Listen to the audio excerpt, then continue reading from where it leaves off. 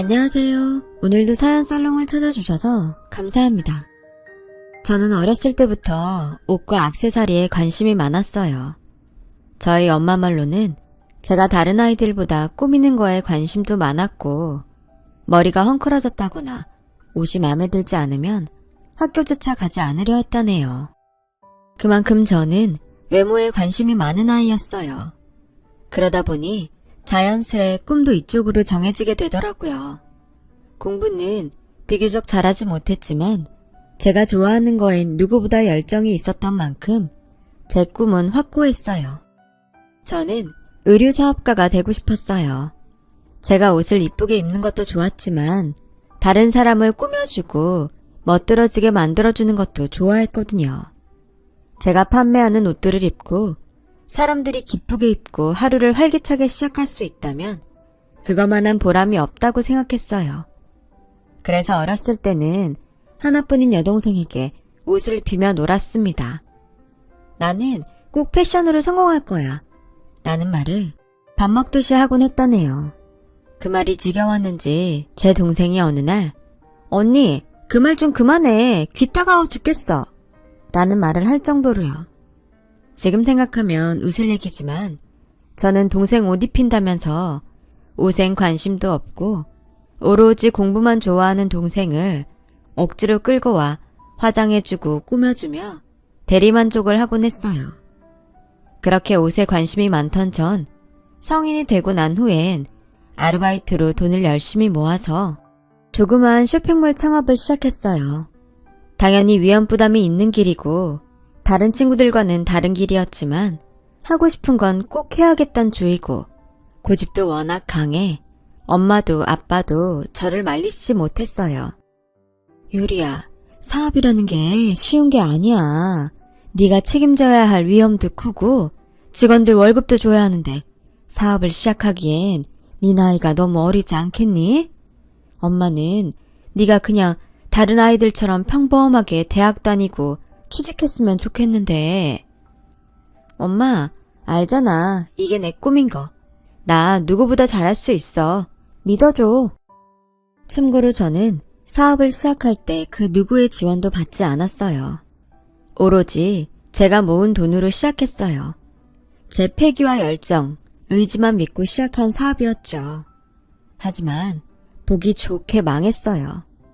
제가 차린 쇼핑몰이 딱히 특색이 있는 것도 아니었고 가격이 저렴한 것도 아니었기에 이도 저도 아닌 제 쇼핑몰은 쇼핑몰의 홍수 같은 곳에서 사라지고 말았죠. 유리야, 너무 상심하지 말고 이제는 취업해서 남들처럼 평범하게 살아라. 넌 뭐든 잘할 수 있을 거야. 알겠어.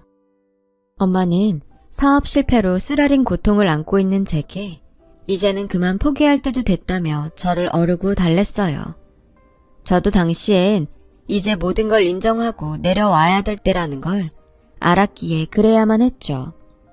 하지만 막상 또 포기하려니 사람 마음이 쉽게 움직여지질 않더라고요.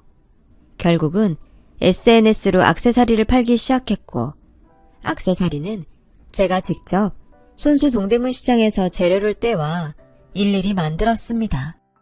다행히 이번의 시도는 괜찮았어요.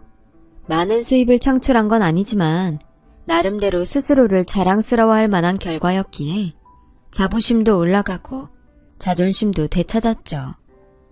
잘 될 줄 알았어, 유리야. 그렇게 열심히 살더니 해냈구나. 가족들도 친구들도 모두 제 성공을 축하해 주었고 늘 기죽어 있다 부모님 앞에 당당할 수 있어 그것만으로도 너무 행복했어요. 그러던 중 만나게 된 것이 바로 지금의 남편이었어요. 어린 나이에 또래보다 큰 돈을 만지고 자존심도 세던 시절 남편은 유일하게 제 마음에 들던 단 한 명의 남자였어요. 남편은 제가 차린 쇼핑몰의 협력업체 직원이었는데 미팅을 자주 가지면서 친해지게 됐어요. 사람이 자주 보면 정이 든다고 하잖아요. 남편과 미팅도 자주 가지고 끝나고 밥도 함께 하다 보니 일을 떠나 가끔은 사적인 얘기도 할 수 있을 정도로 어느새 꽤 친한 사이가 되어 있더라고요. 더군다나 제가 당시 매장을 오픈한 지 얼마 되지 않아 여러모로 걱정을 많이 했을 때였는데 남편이 옆에서 많이 조언을 해주곤 했어요. 일적인 조언도 해주었지만 정신적으로도 큰 지지를 해주었어요. 누군가에게 기대지 않는 성격이었던 저도 무장해제를 시켜버리는 그런 사람이었답니다. 사소한 말이지만 잘 될 거라 믿어요, 대표님. 이번에 나온 옷들이 너무 고급스럽고 세련됐는데요. 하는 메시지들을 보내면서 말이죠. 그런 남편의 말을 들으며 저는 점차 남편에게 조금씩 의지를 하게 되었고 어느새 남편을 일적인 사이가 아닌 남자로 생각하게 되었어요. 거기에 마침 남편이 저에게 대표님, 오늘 저랑 저녁 먹으러 가지 않을래요? 제가 사드릴게요. 하는 얘기를 하면서 저희는 자연스레 데이트 코스를 밟게 되었죠. 남편과 연애를 하면서 남편이 외동이라는 것도 알게 됐는데요. 흔히 외동아들이라면 집안의 사랑을 많이 받고 자라 조금 건방지거나 성격이 안 좋을 거라는 편견을 가지고 있었지만 남편은 아니었어요. 다른 사람에 대한 배려도 많고 이상하게도 만나면 만날수록 질리지 않고 더 알아가고 싶은 사람이더라고요. 늘 저의 재력을 질투하거나 능력을 시기하는 쫌생이 같은 남자들만 만나서 그런지 남편은 그런 면에서도 참 배울 점이 많은 사람이었어요. 그러던 어느 날 제가 남편이 너무 좋았나 봐요. 그만 일을 쳐버린 거죠. 우리 결혼하자. 난 당신이어야만 해. 우리 이렇게 서로 좋아하는데 결혼 안 할 이유 없잖아. 난 당신과 결혼하고 싶어. 자, 당신을 위해 준비한 꽃이야. 뭐야? 이게 설마 지금 자기가 프로포즈 하는 거야? 그럼 이게 프로포즈지 뭐야. 꽃 받아줄 거지? 아니, 아무리 그래도 여자가 프로포즈 하는 게 어딨어. 프로포즈는 남자가 해야지. 자기도 참. 아니, 조금만 기다려주지. 이렇게 선수 치는 게 어딨냐? 프로포즈에 남자 여자가 어딨어. 하고픈 사람이 하는 거지. 나 손 아파. 정말 안 받아줄 거야? 심지어 프로포즈 하는 것도 제가 먼저 했어요. 남편을 놓치면 안 된다는 조바심과 불안함이 한몫했던 것 같아요. 이런 좋은 사람과 평생을 함께 해야겠다는 생각이 컸고 신뢰할 수 있는 사람이었기에 결혼 생활도 문제 없다고 생각했어요. 근데 그렇다고 다 좋은 건 아니었고 한 가지 걱정거리가 있었으니 바로 시어머니 문제였어요. 프로포즈까지 하고 결혼 준비를 시작했는데 남편이 덜컥 그러더라고요. 나 사실 우리 엄마 모시고 살고 싶어. 어머니를? 남편이 시어머니를 모시고 살고 싶어 했어요. 시아버지를 떠나보내고 홀로 계신 시어머니가 우울증 증세가 있다면서 많이 걱정했거든요. 시어머니를 모시고 살 다른 자식이 있는 것도 아니었고 시어머니의 동생분이 가끔 오시긴 하는데 그것도 어쩌다 한 번이라고 하더라고요. 그래서 저도 이 문제를 어찌해야 할지 저는 고민에 또 고민을 거듭하게 되었어요. 당신에게 강요하고 싶지 않아. 나는 우리끼리 단란하게 결혼 생활을 시작하는 것도 좋아. 그러니 부담 갖지 말고 결정해줘. 나도 사실 많이 생각해봤는데 솔직히 말해서 같이 사는 건 내 입장에선 좀 부담스러워. 그래서 말인데 어머님과 가까운 집으로 신혼집을 잡아 자주 왕래하는 건 어떨까? 알겠어. 그것도 괜찮아. 제가 제안한 건 바로 어머니 집 근처에 신혼집을 마련하는 거였어요. 남편이 얼마나 착한 사람인지 알고 그 성정이 얼마나 괜찮은 사람인지 알기에 저 나름대로 남편을 배려한 거였어요. 그런데 남편은 조금 못마땅한 표정으로 뭔가를 생각하는 듯 하더니 흔쾌히 허락하는 말과 달리 표정은 불만스럽더라고요. 남편의 반응이 찝찝하긴 했지만 이게 저로서도 최선이었으니 저는 시어머니 댁 근처에서 신혼생활을 시작하게 되었습니다. 집도 제가 하게 되었고 남편보다 수입이 훨씬 많았던 제가 결혼 비용도 많이 부담하게 되었어요. 당시에는 조금 더 있는 사람이 내는 거지 하는 생각으로 별거 없이 여겼어요. 그런데 오히려 시어머니께서 이걸 가지고 물고 늘어지더군요. 제가 남편과 함께 시어머니 댁에 방문했을 때였는데요. 어머니께서 대뜸 이러시는 거예요. 정말 밥 먹다 갑작스럽게 튀어나온 발언인지라 저도 당황스러움을 느끼지 않을 수 없었는데요. 예, 너 얼마 번다고 했지? 연봉이 한 1억은 되니? 근데 너 돈 많이 번다고 우리 석현이 괜히 기죽이고 그럼 못 쓴다? 알지? 사업이라는 건 순식간에 흥했다가도 망하기 마련이야. 네가 기고만장해서 남편 기죽이면 집안 기둥이 안 서는 거야. 알겠니? 시어머니의 그 말에 저는 그날 하루 밥이 얹혀 계속 소화제를 들이켜야 했어요. 제가 도대체 남편에게 무슨 말을 했다고, 남편도 시어머니에게 전한 게 아무것도 없는 상황에서 그렇게 말씀하시니 너무 황당하더라고요. 이런 비스무리한 말들은 제가 방문할 때마다 계속되었어요. 계속 듣다 보니 어느 날은 저도 짜증이 나서 어머님, 저 그러지 않아요. 저랑 석현 씨 서로 존중하고 배려하며 살고 있어요. 라고 했더니 들은 척도 하지 않으시더라고요. 처음엔 저에게 아가, 뭐든 시애미한테 말해라 하며 잘해주셔서 좋은 분일 거라 생각했는데 시어머니의 거슬리는 말이 한두 가지가 아니다 보니 이럴 줄 알았으면 괜히 이 근처로 왔다는 생각이 저도 모르게 들더라고요. 더군다나 남편 말론 시어머니가 우울증이라고 하셨는데 제가 보기엔 전혀 우울증이 있어 보이지 않았어요. 그저 자식에 대한 집착이 강하신 분 같았죠. 그리고 덩달아 돈에 대한 집착도 상당하셨어요. 저에게 남자 체면 살려주려면 기고만장하지 말라더니 돈 가지고 유세 떨지 말라더니 갑자기 용돈을 요구하시더라고요. 그것도 매달 300만 원의 용돈을요. 300만 원이나요? 어머니, 용돈이 왜 그렇게 많이 필요하신 건데요? 예, 너는 그걸 뭘 알려 하니? 시애미가 달라 하면 그냥 주는 거지 뭔 말이 많어. 너 그 연봉 받고 일하면서 나에게 고작 그 돈 주는 게 아깝니? 아니요, 어머님, 아까운 게 아니고요. 어머님이 이미 가지고 계신 돈도 있는데 용돈을 요구하시니까 어디에 쓰시는지 여쭤보는 거예요. 그래야 저도 마음 편히 드릴 수 있죠. 나도 친구만 하고 놀러 다니면 쓸 돈이 많지. 왜 없겠니? 아, 잔말 말고 내놔라. 나 2번 말하는 거 굉장히 싫어한다. 시어머니는 저에게 다짜고짜 300만 원을 요구하셨고 날짜까지 딱 정해주시더라고요. 이번 달 말일에는 꼭 입금해줘야 한다. 내가 괜히 이런 걸로 전화하지 않게 해라. 하면서 말이죠. 저는 남편에게 곧바로 이 문제를 놓고 대화를 시작했어요. 근데 제 편을 들어줄 줄 알았던 남편이 아, 우리 엄마가 원래 통이 커. 당신 돈 많이 버니 우리 엄마한테 그 정도는 해줄 수 있지? 하면서 대놓고 어머님 편을 들더라고요. 여보, 이건 당연한 게 아니지. 사실 우리 결혼할 때만 해도 시어머니께서 용돈 같은 거 달라 하지 않겠다고 말씀까지 하셨잖아. 휴, 사실 우리 엄마 가지고 있는 재산 없어. 집이 전부라고. 당신도 알다시피 나이 드신 분들은 우울증도 잘 걸리는데 쓸 돈도 없으면 얼마나 마음이 공허하고 힘들겠어. 얼마 전엔 엄마 집 가니까 혼자 어두운 방에서 울고 있더라고.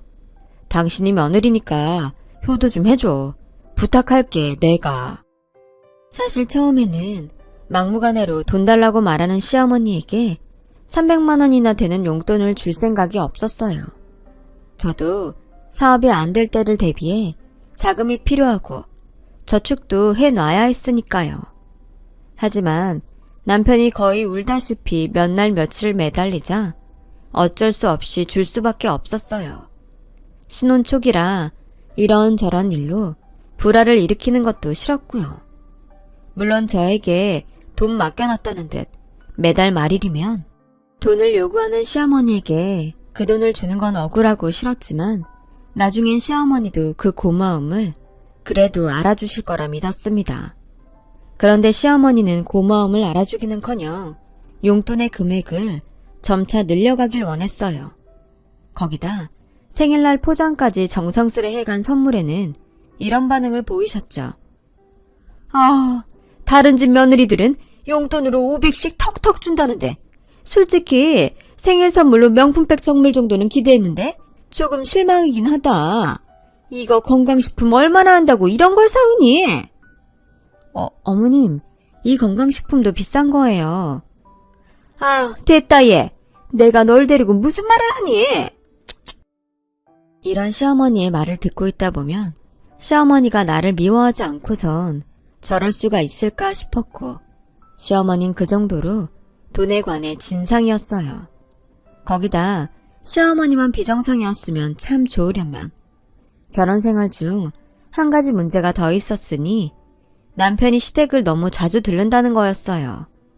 물론 처음엔 굳이 저를 끌고 가려거나 하지 않았기 때문에 제가 크게 불편할 일은 없었어요.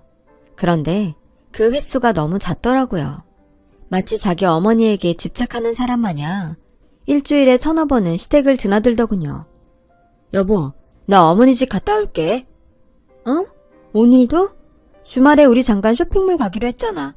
살 것들도 많은데. 그랬나? 깜빡하고 있었는데. 당신이 내 옷까지 사다 줘. 당시 제가 임신을 했을 때였어요. 감사하게도 신혼여행 때 아이가 들어서서 일을 해나가며 조심조심 아이를 품고 있을 때였는데 남편은 매일같이 시어머니 댁부터 들르고 집에 오더라고요. 어쩔 때는 자고 온다고 해놓고 3일, 4일을 거기서 보낸 적도 있었어요. 덕분에 저는 밤에 혼자 눈을 감아야 했죠. 사실 결혼 10년 차도 아니고 혼인한 지 얼마 안 된 신혼부부라면 매일 껴안고 잠들고 싶고 함께 일상을 보내고 싶은 게 정상적인 마음인데 남편은 그 마음을 몰라주더군요. 내가 어머니 집 가는 게 그리 불만이야?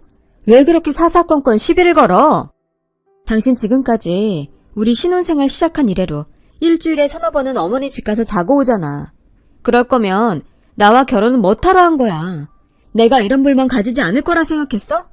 당신 어머니께서 위독하신 상황도 아니고 어떻게 임신한 날 내버려두고 매번 거길 가려 해? 그때는 저도 임신을 했을 때라 예민했었을지 모르겠어요. 그런데 무엇보다 남편의 손길이 필요하고 그리울 때 정작 남편이 시댁에 가 있고 연락도 안 되니 제 입장에선 썩 기분이 좋지 않더군요. 거기다 그렇다고 시어머니께서 제가 오지 않는 걸 너그럽게 이해해 주시는 분도 아니었어요. 제가 일주일에 한 번씩 시댁에 남편과 갈 때마다 대놓고 핀잔과 무안을 함께 해주시곤 했습니다. 얘, 너는 몸에 금태 둘렀니? 네 얼굴 보는 게 일이 힘들어서 원. 다른 집 며느리들은 시어머니 보려 멀리 지방에서도 찾아온다고들 하던데 너는 결혼한 지 얼마나 됐다고? 시애미한테 하는 태도가 벌써 그 모양인 게야. 가정교육을 집에서 어떻게 받았는지 알만하네.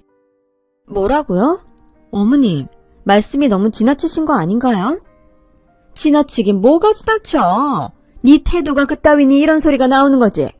너 나한테도 이러는데 네 남편한테는 어떻게 하는지 안 봐도 비디오다. 너 우리 아들 쥐잡듯 볶고 매사 가르치려 들지? 내가 모르는 줄 알아? 내 아들이 얼마나 힘들면 내 집에 와서도 편히 못 쉬고 한숨을 푹푹 쉬고 있겠어. 근데 너 그건 알고 있어라. 내 아들은 대졸이고 너는 고졸이야.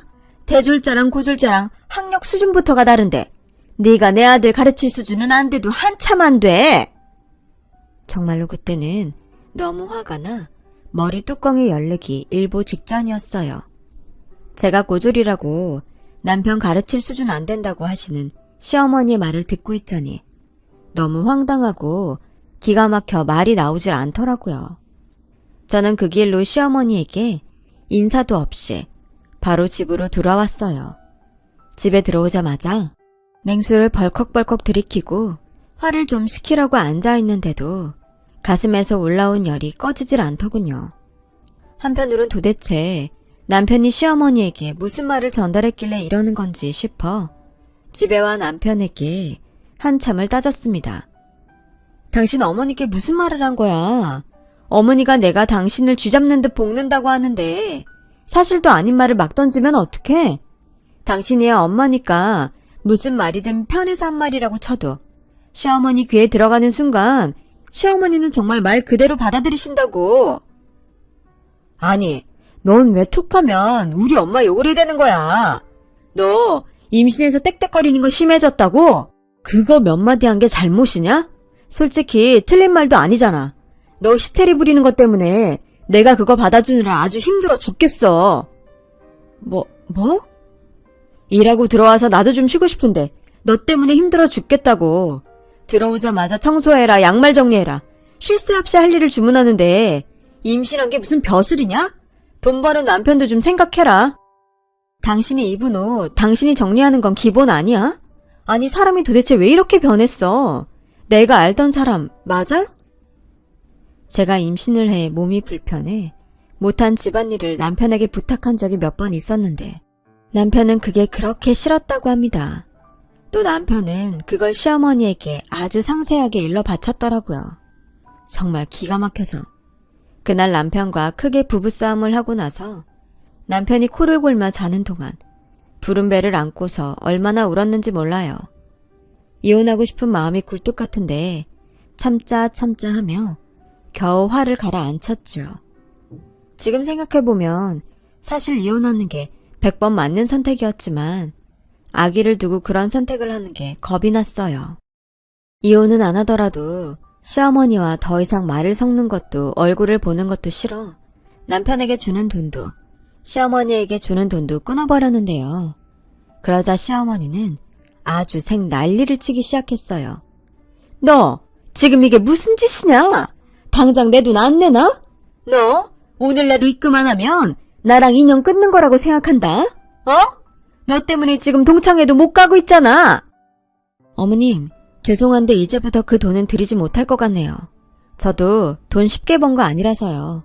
이제 용돈 요구하지 마세요. 이만 끊겠습니다. 뭐라고? 야! 시어머니는 저희 집 문까지 두드리며 난리를 쳤지만 저는 남편에게 절대 열어주지 말라고 선전포고를 날렸어요.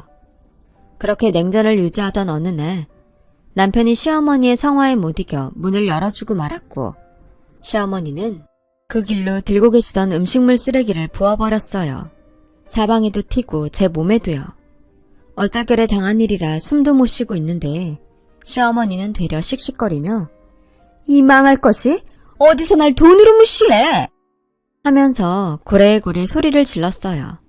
저는 그 이후 남편에게 시어머니와 연을 끊겠다 선언했고 몇 날 며칠 이 일에서 빠져나오지 못하고 충격에 빠져 지내야만 했습니다. 분명 냄새는 씻겨져 다 내려갔는데도 늘 제 몸 어딘가에선 그 음식물 냄새가 나는 것 같았어요. 그리고 그 냄새를 맡을 때면 시어머니가 생각이 났죠.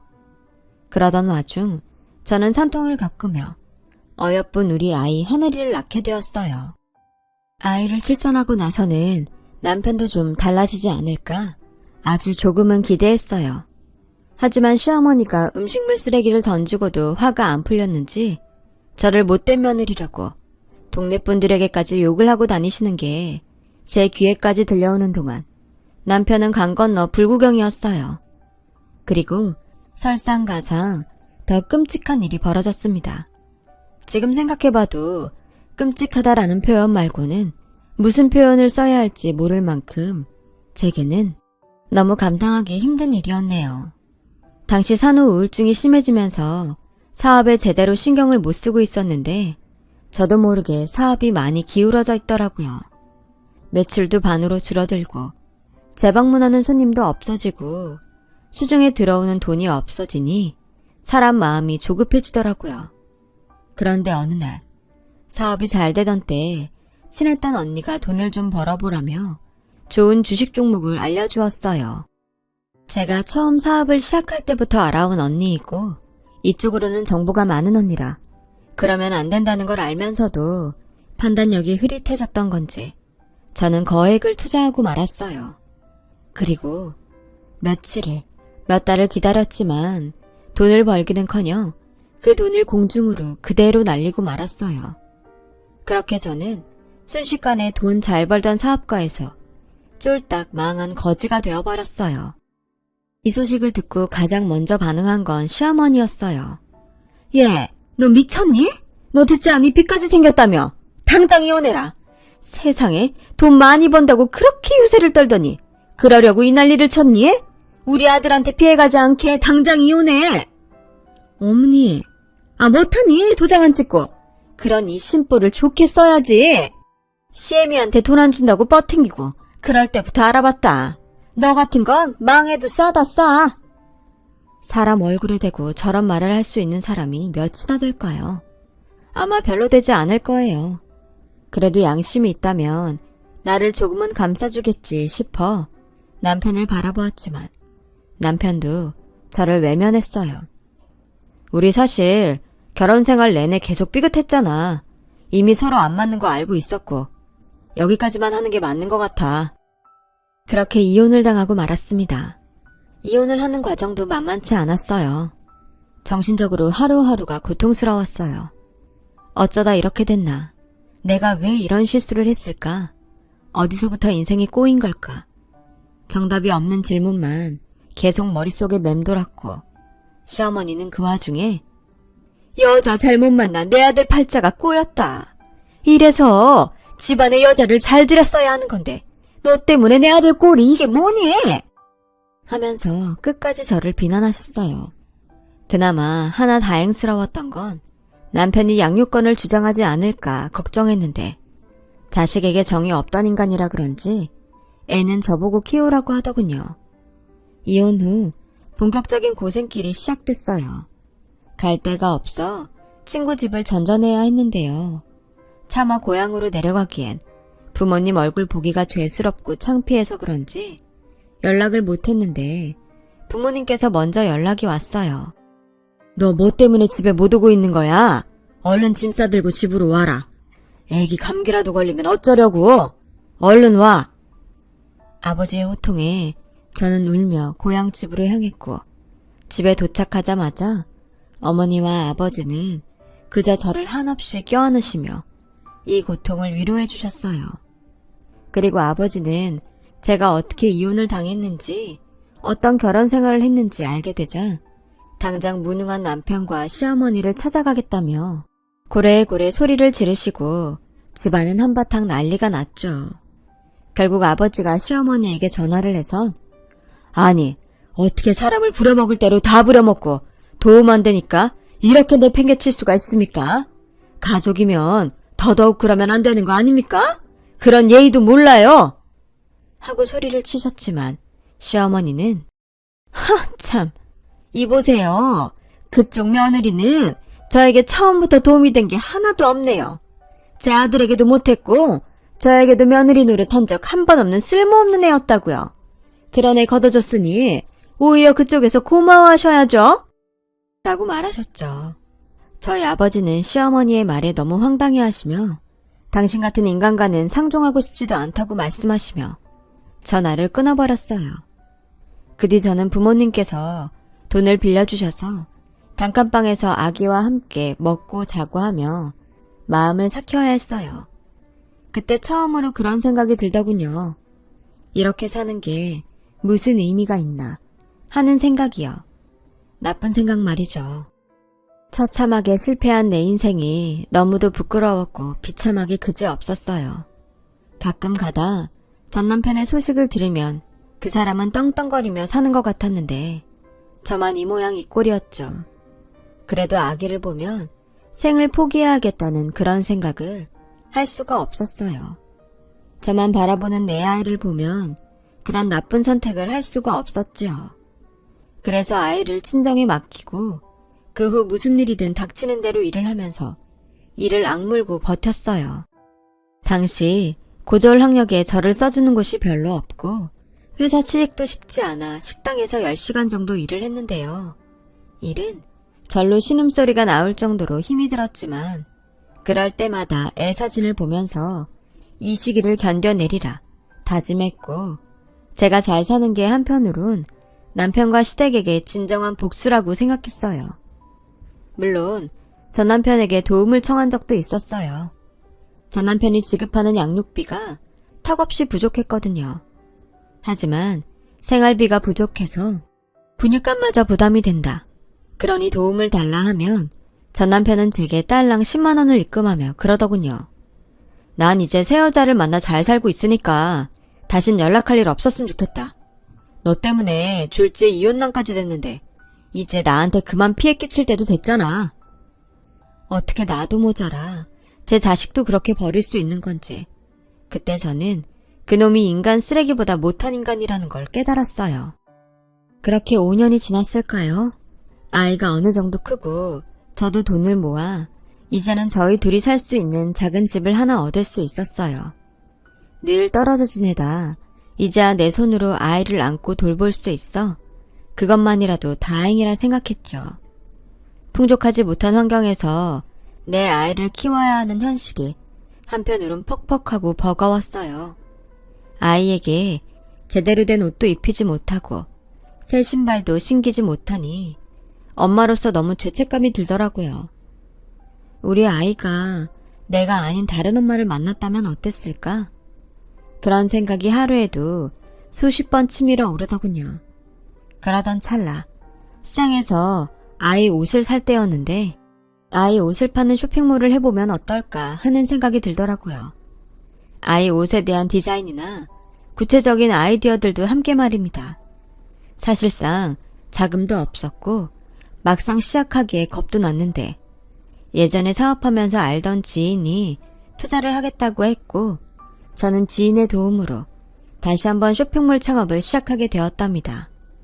이번에는 큰 욕심이 없었어요. 일단은 우리 아이도 입을 수 있는 질이 좋은 옷을 만들겠다는 생각으로 임했습니다. 아이의 옷은 낯선 분야라 힘들기도 했지만 매일 밤 연구하고 또 연구하며 사업을 시작했고 처음에는 알아주지 않았던 쇼핑몰이 점점 커지면서 매출도 늘고 광고까지 할 수 있는 여건이 되었죠. 중간중간 위기도 있었지만 무사히 잘 버텨낸 결과였어요. 사업이 자리 잡기까지는 5년 정도 걸렸어요. 어쩔 땐 주말에도 아이를 안고 회사에 가야 할 정도로 일이 바쁘긴 했지만 그래도 형편이 넉넉해지니 아이에게 해줄 수 있는 게 많아지고 무엇보다 전 남편에게 도움을 요청하지 않아도 되니 그것만으로도 너무 살 것 같았어요. 그러던 어느 날 일이 생기고 말았는데요. 제가 이렇게 잘 살게 된 건 어찌 알았는지 제 소식을 건너 알게 된 전 남편과 시어머니가 저를 찾아온 거였어요. 그것도 노숙자와 같은 꼴로 말이죠. 두 사람 다 몸에서 냄새가 많이 나고 있었고 시어머니는 특히 마치 아픈 사람처럼 피골이 상접해 있었어요. 시어머니는 눈물까지 흘리며 저를 보는데 일단 얘기는 해봐야 할 것 같아 마주하기도 싫었지만 근처 카페에 가 앉았어요. 여기까지 무슨 일이야? 여보, 우리 좀 살려줘. 살려달라니 그게 다짜고짜 무슨 말이야. 들어보니 두 사람 사는 꼴이 말이 아니었어요. 남편은 재혼했지만 알고 보니 그 여자가 꽃뱀이어서 남편 돈을 훔쳐 달아났고 덕분에 남편은 일용직, 시어머니는 백화점 청소부로 일을 하고 있더라고요. 미안해. 내가 경솔했어. 내가 당신한테 정말 죄를 지었어. 근데 한 번만 봐줘. 나랑 어머니 정말 지옥에 살아. 우리 어머니 암인데도 일하셔야 하고 나는 거지만도 못하게 살고 있어. 당신 예정을 생각해서 한 번만 우릴 도와주면 안 될까? SNS에서 보니까 당신 회사 유명하더라고. 꽤 성공한 것 같던데. 그냥 5천만 원 정도만 주면 어떻게든 먹고 살아가 볼게. 안 될까? 5천만 원? 그러니까 나한테 돈을 달라고 찾아온 거니? 예, 아가. 그렇게 너 내쫓고 나서 나도 후회 많이 했다. 반성 많이 했어. 근데 과거는 과거고 너랑 우리가 보통 인연이니? 한번 가족으로 엮였던 인연인데 네가 우리를 좀 봐주렴. 응? 시어머니는 제 앞에서 무릎까지 꿇으며 저에게 돈을 달라 애걸했어요. 5천만 원을 달라고 말이죠. 그 순간 시모가 용돈 300만 원을 요구했던 게 생각이 나 소름이 쫙 끼쳤어요. 어쩜 사람의 근본은 이리도 변하지 않는 건지. 저는 고개를 내저으며 시모를 밀쳤어요. 그리고 말했습니다. 어머님, 죄송하지만 전 이이에게도 어머님에게도 돈 줄 의무가 없어요. 제가 더 이상 두 사람 가족도 아니고요. 제가 가족이었을 땐 가족 취급도 해주지 않았으면서 이제 와서요. 그때 제가 망했을 때 좋게라도 끝냈으면 지금 도움이라도 받으셨겠죠. 근데 어머님 저에게 뭐라고 하셨나요? 망해도 싸다 하셨죠? 그런 말 하신 분이 지금 저한테 와서 감히 이 돈을 요구하세요? 미안하지만 어머님도 당신도 더 이상 얼굴 보고 싶지 않아. 그러니 다신 찾아오지 마세요.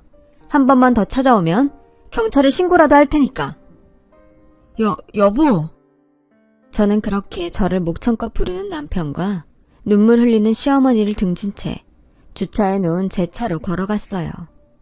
두 사람은 여전히 카페에 앉아 고개를 푹 숙이고 있었어요. 운전석에 앉아 그런 그들의 모습을 바라보는데 참, 저들의 모습이 너무 찌질하고 불쌍해서 화도 나지 않더라고요. 그저 주는 대로 받은 그들의 업보일 뿐이라는 생각이 들었죠. 그렇게 저는 그대로 제 아이가 있는 집으로 돌아왔어요. 지금 저는 아이와 함께 아주 잘 살고 있어요. 싱글맘이긴 하지만 외롭다거나 힘들다는 생각은 들지 않아요. 제가 버티고 견뎌낸 세월이 있었기에 지금이 있는 거고 요즘은 그걸 지나온 제 자신에게 대견하다, 잘했다 같은 말들을 많이 해주고 있어요. 혹시나 지금 힘든 일을 겪고 계신 분이 있다면 언제고 끝나고 이 또한 지나갈 테니 조금만 견뎌달라는 말 드리고 싶어요. 힘내시고 모두 건강 조심하세요. 여러분, 사연 댓글에 응원과 현명한 조언 부탁드려요. 좋아요와 구독은 저에게 큰 힘이 됩니다. 오늘도 좋은 일 가득하세요.